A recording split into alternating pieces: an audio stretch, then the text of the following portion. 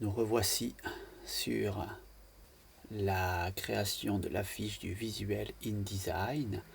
Lorsque nous créons un document et que nous réalisons une affiche qui a une couleur plein cadre, c'est-à-dire avec une couleur qui est à bord perdu, il nous faut prévoir une petite marge supplémentaire du format définitif de la fiche pour permettre après l'impression à l'imprimeur de découper au massicot l'affiche tout en taillant dans la couleur imprimée et ne pas prendre le risque qu'il y ait un bord blanc si jamais le massicot est décalé de quelques dixièmes de millimètre. Surtout lorsque les imprimeurs découpent avec beaucoup d'affiches, donc des piles importantes de 3, 4, 5 cm d'épaisseur d'affiches, qui représentent quelques centaines d'affiches. Découpées en une seule fois, il peut y avoir un léger glissement, un léger décalage de quelques dixièmes de millimètre, ce qui fait qu'il peut y avoir une bordure blanche qui apparaît dans la coupe si l'impression a été faite au millimètre du format définitif. Du coup, il est nécessaire, en créant le document, dans le format de document, d'intégrer un fond perdu et une ligne de bloc que moi je précise à 3 mm de partout.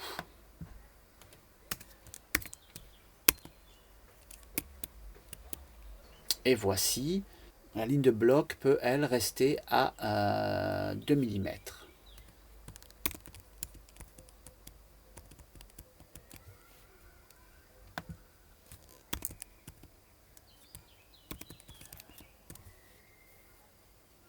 Je valide et l'on peut observer que alentour de la mise en page, nous avons le trait jaune à 3 mm qui est notre limite d'importation de l'image ou bien de colorisation de l'affiche en bord perdu à 3 mm avec une petite ligne de bloc à 2 mm. La ligne de bloc étant moins importante que le bord à fond perdu. Notre format de document étant fait, j'ai créé pour composer cette affiche quelques illustrations dans Photoshop que je vais aller chercher, que je vais importer dans le document Photoshop. Donc menu fichier, importer, dans affiche, un temps pour toi, je vais aller chercher le visuel principal qui est l'affiche artiste plus la foule. Je l'ouvre.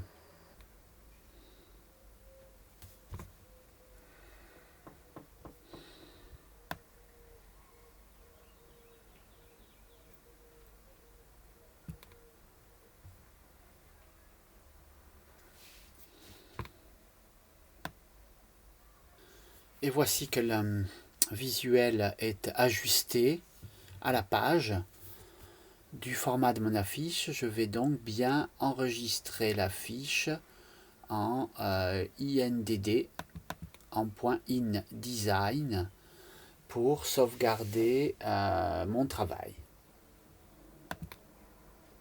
Ok, voilà qui est fait. Le visuel est bien hors cadre en bas pour pouvoir être dans les traits de coupe, donc pas de souci, parce que la partie noire là est vraiment à bord perdu. Je vais ensuite aller chercher le fond que j'avais mis derrière ce sujet.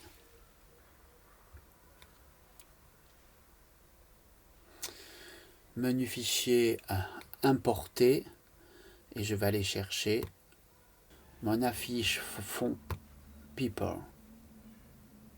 PNG. Le voici et il a remplacé le précédent visuel, ce qui me pose un souci car ce n'était pas ce que je souhaitais. Le bloc était toujours sélectionné, c'est pour ça. Donc je vais aller dans le menu calque,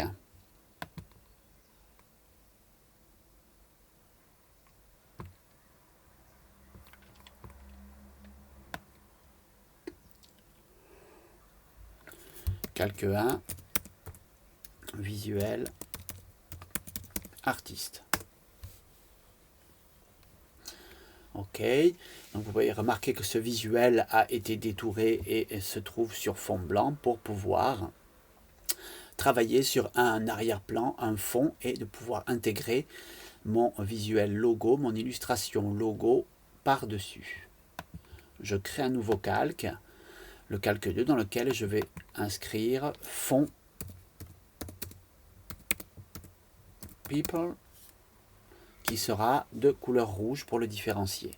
Je sauvegarde et mon fond people est toujours ici. Je l'importe, le voici. Alors il est vraiment très grand.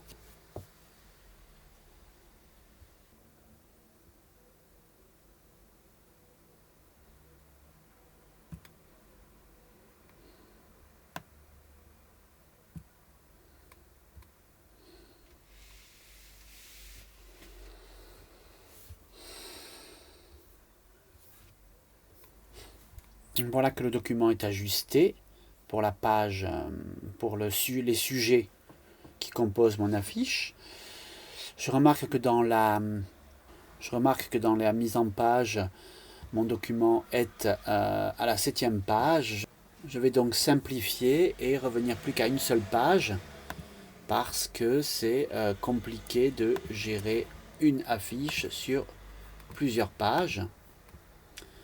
Je sélectionne donc avec la touche majuscule toutes les pages qui m'intéressent, ou bien alors avec la touche commande si je ne veux en sélectionner que quelques-unes, et je reviens qu'à un seul document. Le voici, je vais agrandir. Ok.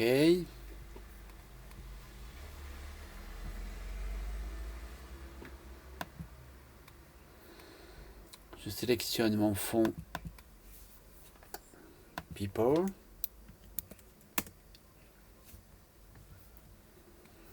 Et je vais le positionner un petit peu en hors cadre.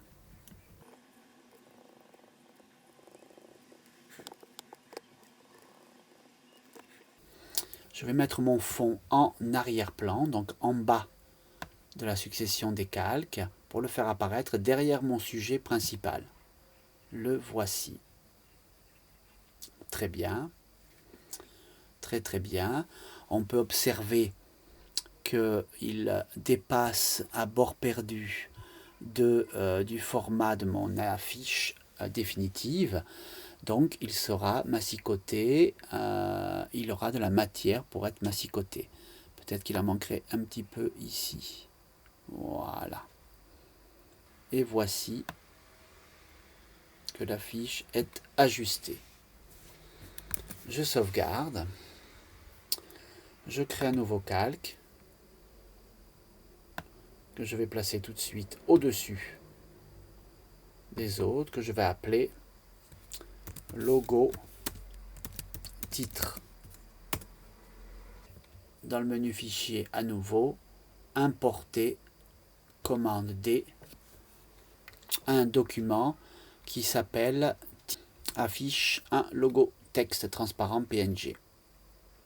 Je l'ouvre. Je l'ai ouvert, il s'est importé avec un fond blanc. Je sauvegarde, mais il y a un petit souci de transparence du logo qui, lorsqu'il arrive avec sa matière blanche autour, matière blanche de fond.